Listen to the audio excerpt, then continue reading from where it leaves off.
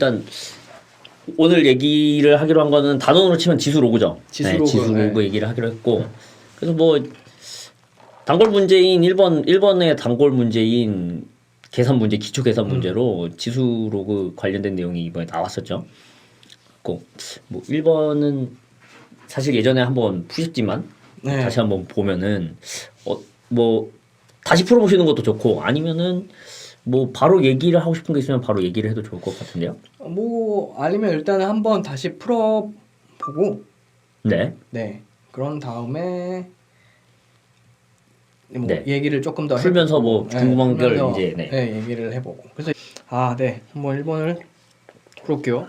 이거 또 오랜만에 풀으니까 헷갈리네. 이게 2승이고 이 루트 2승이고 루트가 나누기니까 그냥 나누기라는 것만 집중하면은 그죠. 네. 그냥 이거고. 네, 거기까지 좋습니다. 그 전체를 2 플러스 루트 2승을 한 번 더 하라는 그러니까 이거고 이게 2승이니까 4번 빼기 1이 아니고 이렇게 이게 4니까 그렇죠. 5번. 네. 요거 이제 왜 첫 스타트가 좋다고 했냐면, 이런 문제의 기본은 사실 미일치죠, 어떻게 보면. 네.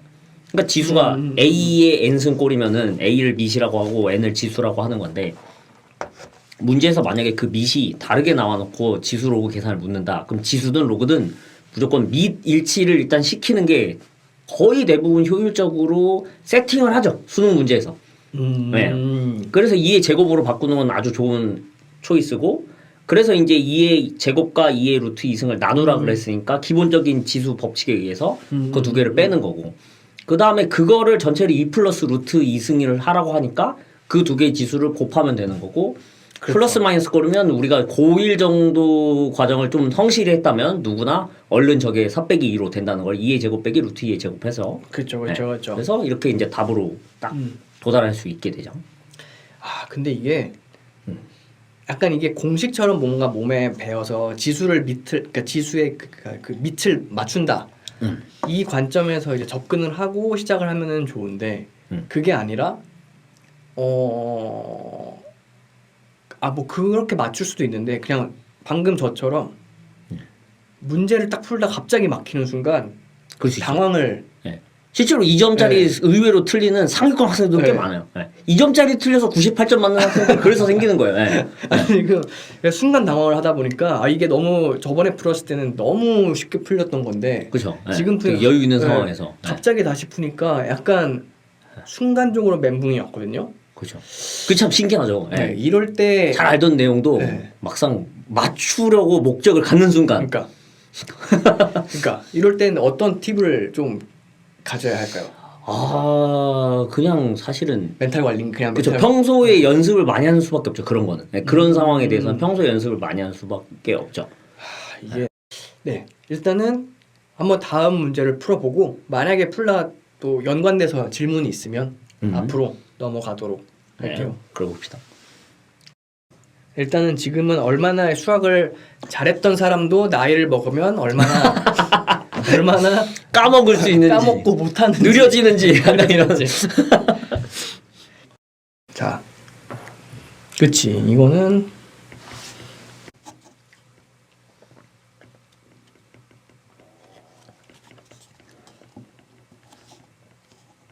이거고, 이게 내 기억으로는 이걸로 알고 있는데. 그렇죠. 이거고, 그럼 이거는 이거고, 그래서 이거니까 x는 10이다. 맞나?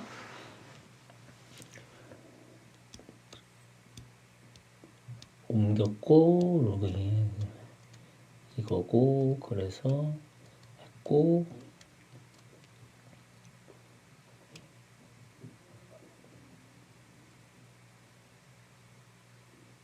네, 맞는 것 같은데요? 뭐 확인하고 싶으면 10 넣어도 되죠. 10 넣어보면 저기 32 돼가지고 5 되고 5승. 그리고 그렇지. 이거는 8 돼가지고 3 되고. 네, 맞죠.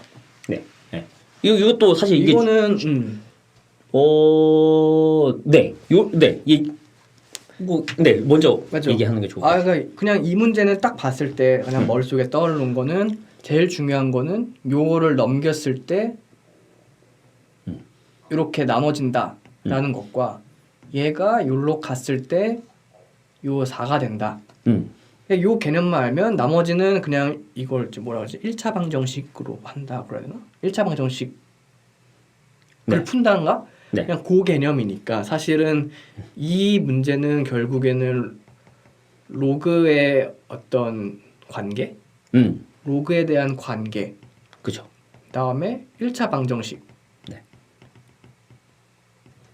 그것만 이해하면 됐다로 네. 느꼈어요. 요것도 그러니까 사실은 막 요게 되게 심플한 문제지만 다 이제 설명을 정확히 해주려면은 거의 소단원 한 두세 개 정도는 맞아요. 나오거든요. 맞아요, 그러니까 맞아요. 예를 들면 뭐부터 나와야 되냐면은 밑일치는 뭐 아까 1번이랑 똑같습니다. 어떻게 보면 네. 밑일치는 돼 있고 다행히.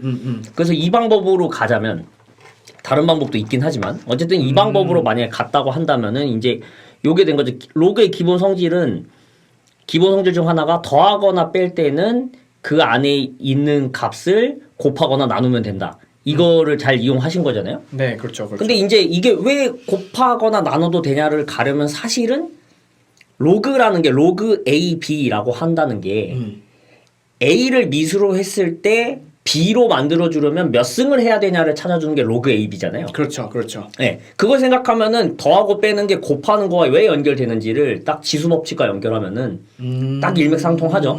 그래서 뭐 사실 뭐 이런 얘기까지 할 수 있지만 뭐 실전에선 당연히 이거는 엄청 당연시 돼야 되고요, 솔직히. 그렇죠. 네. 그렇죠. 그래서 얼른 계산이 돼야 되고 네.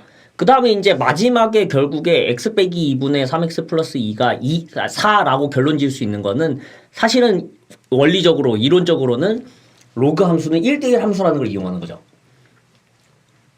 네. 로그 함수는 1대1 함수라는 걸 이용하는 거죠. 그런 것들까지 한다면 사실 엄청 꽤 많은 내용, 그 로그 함수에 대한 많은 내용, 로그 기본 성질부터 로그 함수의 기본 성질까지 이용하는 문제가 되긴 하죠. 근데 이 정도는 거의 뭐 실전 시험에서는 30초에서 1분은 절대 쓰면 안 되는. 그렇죠. 네, 방금 간단한 문제긴 전 하죠. 속도처럼 풀어야 그렇죠. 된다. 네, 기본이죠. 네. 맞아. 네. 사실 제가 로그 이 문제를 잘 풀었었던 이유는 제가 어쨌든 간에 뭐 통계나 이런 것도 계속 공부를 하고 있고 거기서 로그를 계속 많이 쓰니까. 그죠. 로그 함수 껐떡하면 나오죠. 네. 그것도 신기한 것 같아요. 문제를 많이 풀고 있지 않아도 그 개념을 계속 접하고 있다면 맞아.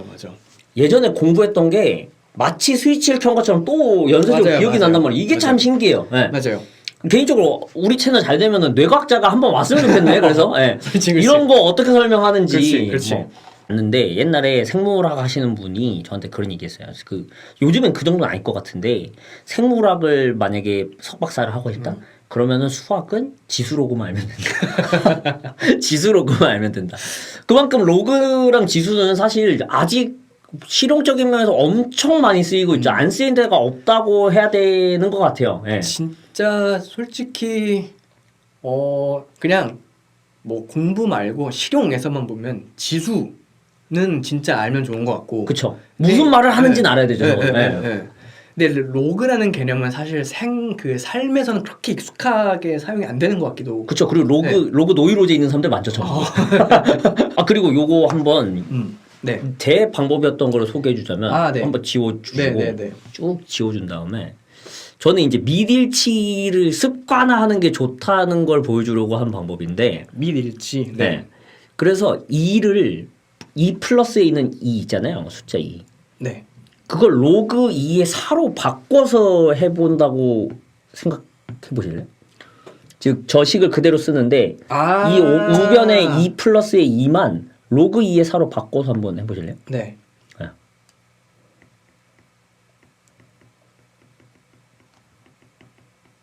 이게 2에 이렇게. 그렇죠. 네. 그래서 아예 4로 써버려도 되고 처음부터. 네.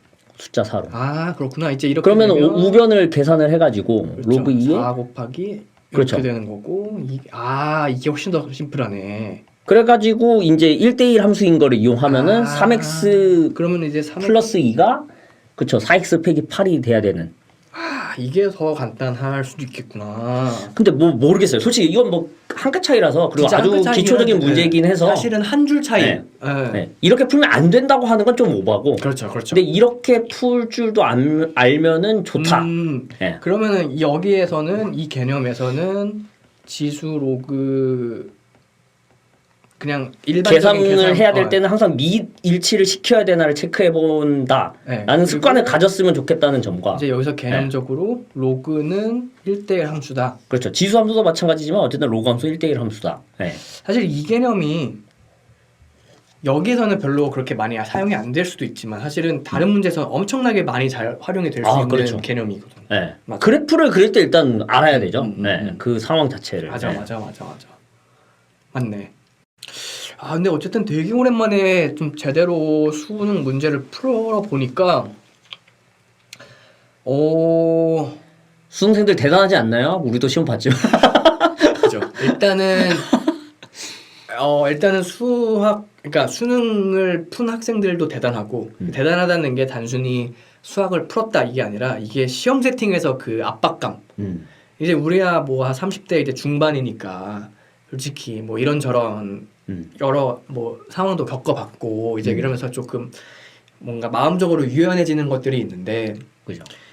이게 우리도 겪어봤지만 수능이 처음에 볼 때 얼마나 이 손발 막 떨리고 막 긴장되고 그런 상황에서 문제를 푸는 것도 굉장히 큰 능력인 거고 되게 큰 일을 겪은 거고 그런 부분에 있어서 이제 또 이제 네 그런 거 있고 그 다음 부분에 있어서는 제가 약간 놀랬던 게 이게 수학적인 개념으로는 다 알고 있으나 이거를 막상 문제로 풀려고 하니까 굉장히 이 머릿속이 이제 약간 구름 같은 느낌? 이게 뭔가 하얘지고 뭔가 이게 결국엔 그러니까 수능 수학 문제를 푼다는 건 답에 도달하기까지 어떠한 전략들을 세우고 이제 접근 방식을 세우고 이 접근 방식에서 가장 효율적인 접근 방식을 골라낸 다음에 그쵸. 그거를 이제 풀이로 네. 해 나가는 과정인데 네. 예전에 수능 문제를 풀 때는 그게 굉장히 빨리 됐어요. 그죠. 예, 이게 훈련을 하고 있었으니까. 그러니까 근데 지금은 딱 그걸 하려고 하니까 이 전략들은 머릿속에 떠오르는데 뭐가 효율적이지? 이게 떠오르지가 않는 그런 문제가 있네요. 그렇죠. 네. 약간 요런 거는 저는 그것도 관련을 지을 수 있지 않을까요? 그 우리 AI나 이런 거 관련하면 오버피팅. 그렇죠. 네. 오버피팅. 그 요즘 용어로 치면 TMI. 그렇죠. TMI가 머릿속에 있으면 맞아. 뭘 골라야 할지 모르는 맞아. 이걸 적용해야 되나? 저걸 적용해야 되나? 그러니까 약간 어떻게 보면 수능 수학만의 언어가 저는 있다고 생각을 하거든요. 그러니까 수능 수학에서 이 표현이 나왔다면은 이거 묻는 거야.